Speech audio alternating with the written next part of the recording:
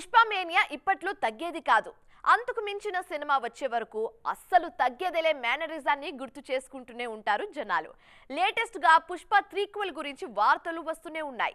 ఈ సినిమా ఎప్పుడు స్క్రీన్ మీదకు వచ్చే అవకాశం ఉందనే చర్చలు జరుగుతున్నాయి. ఫిల్మ్ నగర్ లో ఇప్పుడు ఇదో ఇంట్రెస్టింగ్ డిస్కషన్. మొన్నటికి మొన్న ఇంటర్నేషనల్ డయాస్ మీద పుష్ప సాంగ్కి పర్ఫామ్ చేశారు ఔత్సాహికులు. ఈ విషయాన్ని షేర్ చేస్తున్న ఆడియన్స్ అంతకు మించి ఒక ఇంట్రెస్టింగ్ విషయం గురించి మాట్లాడుకుంటున్నారు. అది పుష్ప త్రీక్వెల్ రిలీజ్ డేట్ గురించి. డిసెంబర్ దగ్గర పడుతుందంటే పుష్ప వైబ్స్ మొదలైనట్లే. ఫస్ట్ పార్ట్ రిలీజ్ అయిన 2021ని, సెకండ్ పార్ట్ ప్రేక్షకుల ముందుకొచ్చిన లాస్ట్ ఇయర్ని గుర్తు చేసుకుంటున్నారు ఆడియన్స్.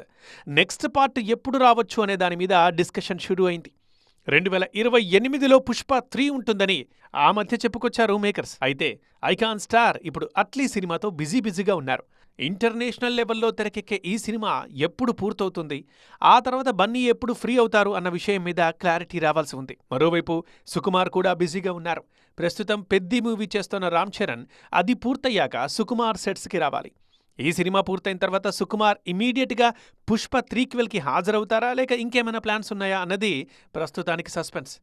ఇప్పుడు చేస్తున్న ప్రాజెక్టులు పూర్తయ్యాక బన్నీ అండ్ సుక్కు ఇద్దరూ ఈ ప్రాజెక్టుకి వస్తేనే 2028లో పుష్ప 3 వీలవుతుంది.